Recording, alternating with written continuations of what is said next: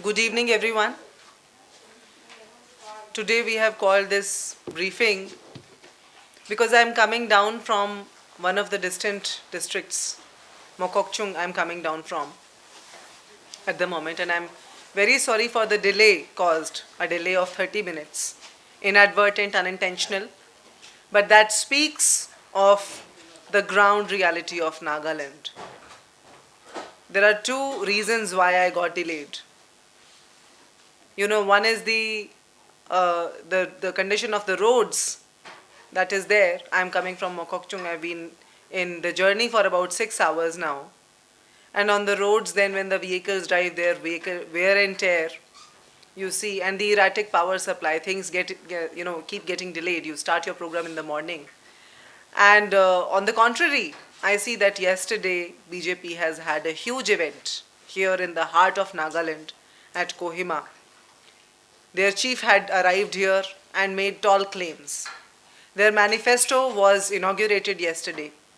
And in that manifesto, while I was dealing with the ground realities of the Nagaland actual state of affairs in Mokokchung, I was astonished to see that in the manifesto of the BJP, which has come much later in the day while the Congress manifesto came 2 weeks ago, now the BJP manifesto arrives and they proudly write that over the last 5 years, Nagaland has risen to be a shining star of the Northeast because of your faith in the BJP.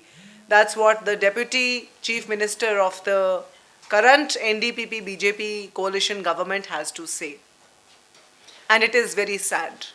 It is very sad because when you go on the ground, when you see the condition of the roads, when you see how the youth is deprived of the jobs, when you look at the erratic power outages everywhere, when you look at the empty taps devoid of any water, you question that what is it that has been happening in this state that the Deputy Chief Minister is calling shining star of the Northeast.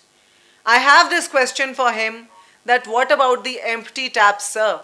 And what about the erratic power outages? I was in Mokokchung, as I mentioned.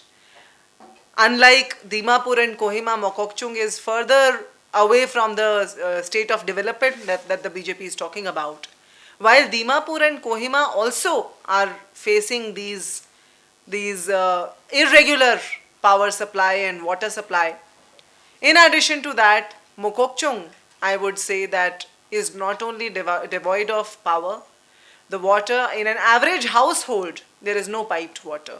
They have to buy water every day on a daily basis. That is the ground reality, but perhaps the BJP Deputy Chief Minister, the NDPP BJP government's Deputy Chief Minister who hails from the BJP, is living in another world, which is why he is disconnected with the ground realities, which is why their governors disagree from what the claims that the BJP NDPP coalition government has to make. The claims that the BJP NDPP government make about the development, about the infrastructure, about the roads, about the electricity, about the water, I am bound to ask this question here, that if that is so, if Sabka Saath, Sabka Vikas, Sabka Prayas, all those tall slogans have happened, then why was your governor appalled at the state of affairs in the state?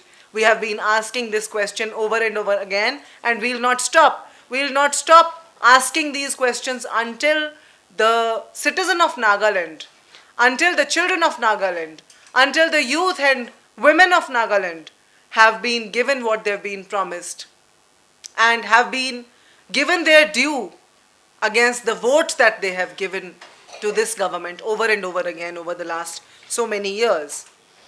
I had apprised that Governor Mr. Jagdish Mukhi had questioned about the medical colleges. I was sitting here 20 days ago when I held a conference about the High Court. No answers, no report card, yet what we see is a 35-page long manifesto by the BJP. NDPP is yet to bring their manifesto out, and we are looking forward. We are looking forward to more lies. We are looking forward to the brazenness of this government. I would say the breach that they have caused upon the people of this state. and what face do they have to show to the people of Nagaland? With what face are the BJP bringing this 35-page manifesto out, wherein they have made claims and claims, clusters of claims, all sorts of claims they have made that what they've done. No data has been provided, no statistics have been provided, no report card has been shown to the people, yet they are talking about growth, yet they are talking about the tall promises being fulfilled.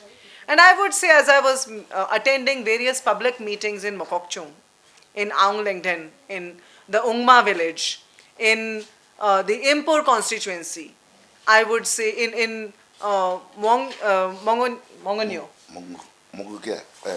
Mongoya, in Mongoya, I'm sorry, in Mongoya, all these constituencies, I came across youth who made speeches, feisty, fiery speeches, and they said, we will not sell our vote. We are bound, we are committed to cast our vote in favor of actuality, in favor of reality, in favor of those who are committed to the development of Nagaland in real terms. And they are awakening. Maybe a bit slow, maybe a bit late. But the youth is questioning now. They're questioning about their jobs. They're questioning where their jobs are. They're questioning where the medical college is. They're questioning about all the infrastructure. Just a couple of days ago, the BJP state in charge had landed in the state and had held a PC, Mr. Nalin Kohli, and he said that the Congress has only allegations to make. Our leaders have been coming in. Pawan Kheda ji came in. Supriya Shrineth ji held a PC 2-3 days ago. And we have repeatedly asked the question. And finally, the most critical issue that I have to talk about is the issue of violence. We had on 7th of February met the DGP in Dimapur. We had given a representation. Our chairperson of the communications department, Mr. Vezote Creo, had given a representation to the DGP, to the Commissioner of Police in Dimapur, and had apprised of the unethical, corrupt practices that happened.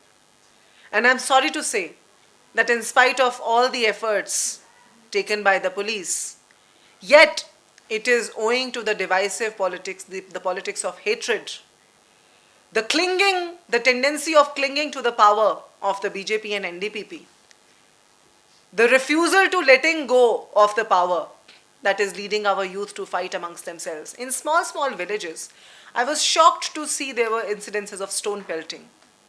Let me say in Ungma village, and we have apprised the DGP also about the same. It was on the 7th of February, as I mentioned already, that we had met with a written representation. We had met the DGP and we had urged him to ensure that such incidences don't happen, which I would say that the police has been very cooperative. The DGP has assured and he's taken very instantaneous steps.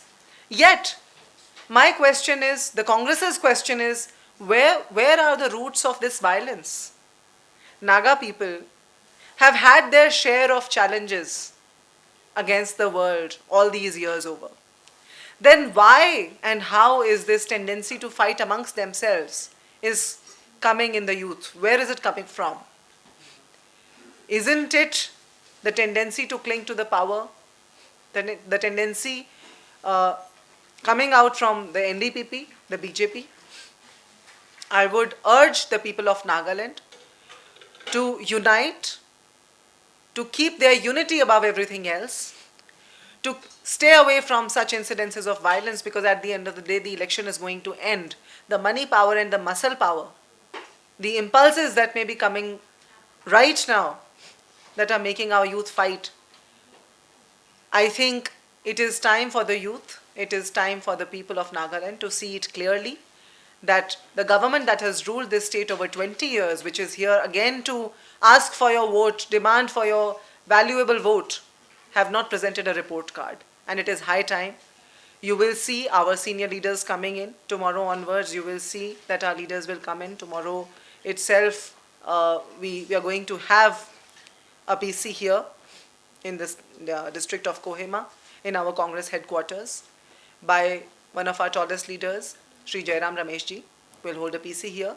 We'll raise questions and we'll show the mirror to the current government. And yet again, I will just urge the people of Nagaland to see through the reality clearly. The election is ensuing in Meghalaya and Nagaland simultaneously. And besides that, we have just finished a yatra, after which a countrywide campaign is going on amongst the Congress cadres. It is Haath Se Haath Jodo campaign. Our leader Rahul Gandhi ji has fetched a message from all across the country, which we are delivering to the booth level of every state now. So depending upon their availability, and of course we have issued that list, and we are committed to bring all our leaders and to live our promises that we have made. In our manifesto also, if you see, you will see that we have made very clear-cut promises. We have made very clear-cut commitments. It's not a 35-page long manifesto. It's a single-page manifesto, and there are bullet points.